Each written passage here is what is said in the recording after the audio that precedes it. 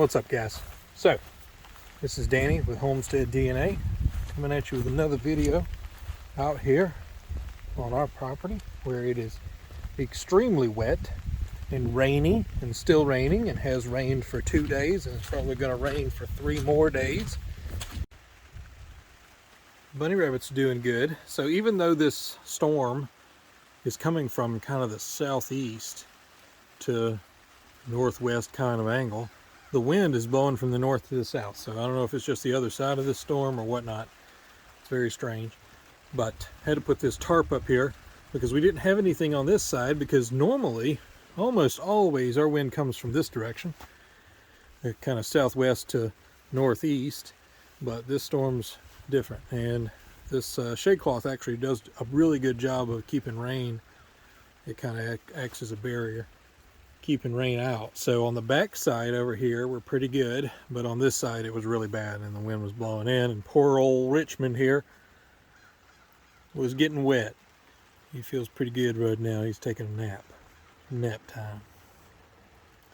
But yeah, so I had to come out here in the pouring rain and tie this little tarp up here to try to protect him, and tie an old towel over there to try to protect old Ash here. But they're doing good. They're still making it. There's a little bit of a gap there that water can get through, but it's really not that bad. And our boy Buckingham here is doing good. What are you doing, buddy? Trying to figure out what you're doing, right? Of course, as soon as I come out here, it starts raining again. I thought maybe I'd have a few minute window, but we don't. So this looks a lot worse than it is. Well, it really doesn't look that bad, honestly, but you can see these sunflowers are laid over. It's actually okay because we don't have a market because of all the rain, and they had already bloomed anyway, so they're kind of useless. We just use them as rabbit food at this point. You know, some of our flowers have gotten blown over. This cress was pretty much dead anyway, or about to start dying, and we've got more of it growing over here, so it's fine. But tons of rain. You see this second row of sunflowers, all of our sunflowers, and apparently this is happening to a lot of people, all of our sunflowers kind of blossomed at the same time. Even though they're planted in 2-week successions, they just caught up to each other. So, oh well, what can you do?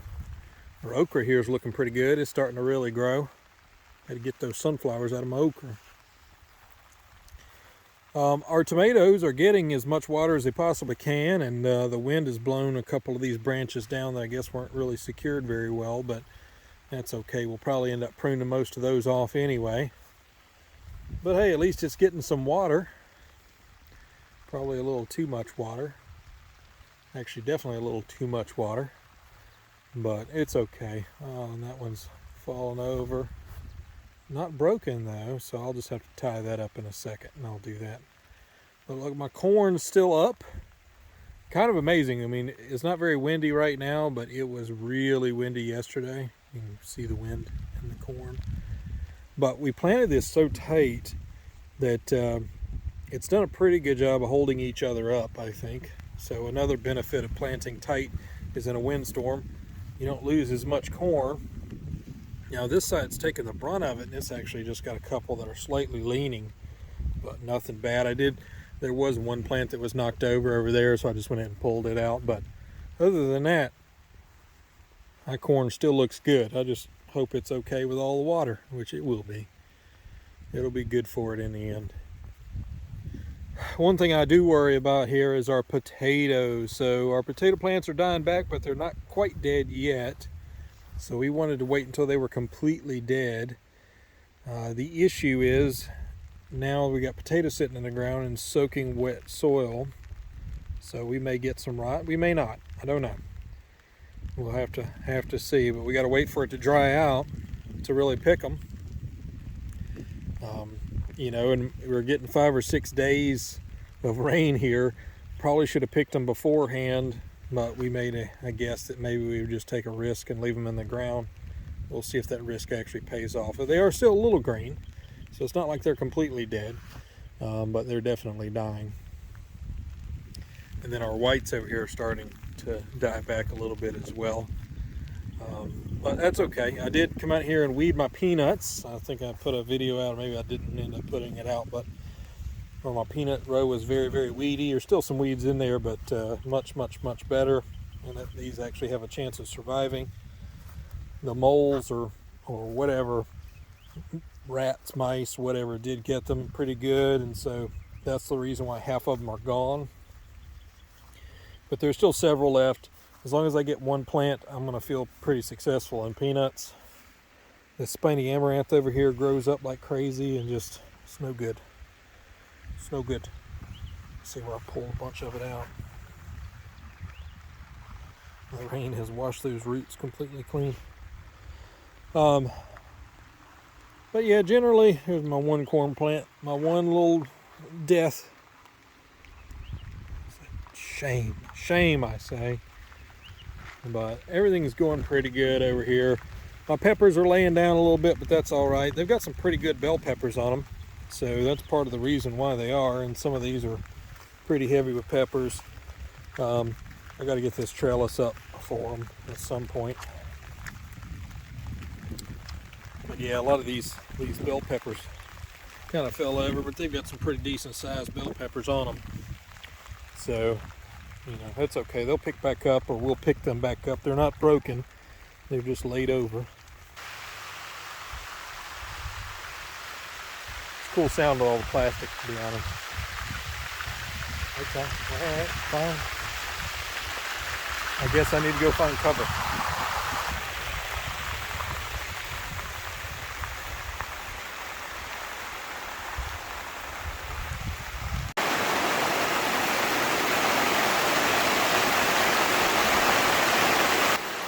We prayed for rain because it's been pretty dry, but this is a bit much. I think we've had about 4 inches so far in the last couple of days. And doesn't appear to be stopping anytime soon. I will say that this tent here has done really, really well. Really, really well. There's been some pretty heavy winds and no problems whatsoever. I'd sleep out here.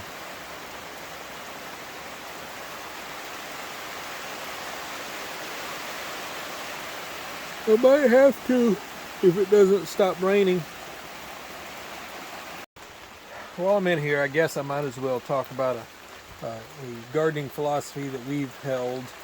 We didn't know we held it, but we do hold it every year, and I don't know why we keep doing it, because it is very stressful. But those who've ever worked out or lifted weights know that there's a thing called lifting to failure, and that's where basically you try to lift as heavy a weight as you can until you cannot lift that anymore, and you fail. And then when you cannot do it, you've theoretically reached your peak. Now, this helps build muscle fast. You get stronger quicker. However, there's risk of injury and health consequences. If you want quick gains and you need something now, you need to lift to failure. That's kind of our garden philosophy. I was thinking about this earlier. I saw another video, and I was they were saying that they were done, their garden was done, although it was a beautiful garden, but I understand the way it looks isn't always where it's at. But for us, we just try to do as much as we can, and then we fail. We go to failure, so you're going to fail. And I think this works with anybody. Eventually, you're going to just stop. You're going to stop doing something. But the question is are you quitting, or are you just pausing? Take a break, This rain's given us a break, to be honest, from the garden and from other things that we've been dealing with. So we've kind of had some lazy days sitting inside, not really knowing what to do with ourselves. But it just gives me time to think about what our kind of gardening philosophy is, which is not a conscious choice, but we garden to fail. to failure, the garden to failure. Every year we get really excited in the beginning, and as we should. Every year we do more than we can handle, but every year we solve a small problem and get a little bit better than the year before. Something changes every single year, and we do more than we've ever done every single year. Another example is we added more chickens. We had never done meat birds. We've had our egg layers, which was an addition last year. This year we added, instead of just egg laying chickens, we added rabbits, and we added broiler chickens. And it was very successful. I mean, we lost a few of them because that's just the way it is. We ended up butchering them ourselves. We had, in the end, I think 19 that made it, at least that we ended up using for meat. One of them got kind of sick and really wasn't worth anything. We have 19 of them. One of them's going to Lucy, but the other 18 are going to us, and so we got 18 that are on average about 6 pounds apiece. Of meat birds, and so when you cut them up, we cut them we parted them out, and so we probably end up four some odd pounds of just pure meat per bird. Now, was it cheap? No. Was it a lot of work? Yes. Was it worth it if you're talking about it financially? No. Or maybe close to it. It really is about the same. However, going forward, we have the infrastructure. We've built a lot of things that we can use. We know we can do it ourselves. So we went ahead and the next day ordered another 30 birds for the fall. Now it's just Amy and I, so we don't need 50, 100 plus birds, and we at this point don't plan on selling them or anything. So, 50 birds in a year is plenty for us, way more probably than we need. Again, it's about gardening to failure. You get tired, you take a day's break, and then you just keep doing it over and over and over again. And that's the key. It's not that you want to do it every day, but then we expand. Because Lord knows we don't want just an easy garden that can produce everything we want. We want to expand and do more. But all that being said, I think it is a garden philosophy that people have to be aware of that they're in if they're gardening to failure all the time. Is that what you're doing is you are not failing when you fail. It was your purpose. Your purpose was to do as much as you possibly could and then fail. If you don't get to failure, you didn't do as much as you possibly could. So when you are sitting in the garden and you fail, and it's July and it's hot, and you're like, oh, all this stuff I've got out here, I need to harvest it all, and I need to get everything off of these plants. Determine whether that was your actual design to begin with. Is it, people will say don't grow too big of a garden, that's your first mistake. Well, it depends on what your goal is. If your goal is to go to failure, because you want to maximize everything you can possibly do, and you don't even know what that is, then go to failure. If your philosophy is to do repetitions, small repetitions, and work that way, then don't garden to failure. Do a small garden, and then just do that small garden as best you can. So for those of you out there that may be feeling a bit discouraged because your garden's getting overgrown and you're losing it, don't be discouraged by it. In winter, you'll want to do it all over again next year. And or if you live in the South, you may have a second season this year to do it. Just grow what you can. And with that long soliloquy, if that's the right word, I'll let you guys go. I'm going to go back inside. I'm going to get some food because I'm hungry. And it sounds like it's about to start raining again. And so I'm going to go inside. Love you guys. We'll see you on the other side. Try not to drown, but don't stay dry.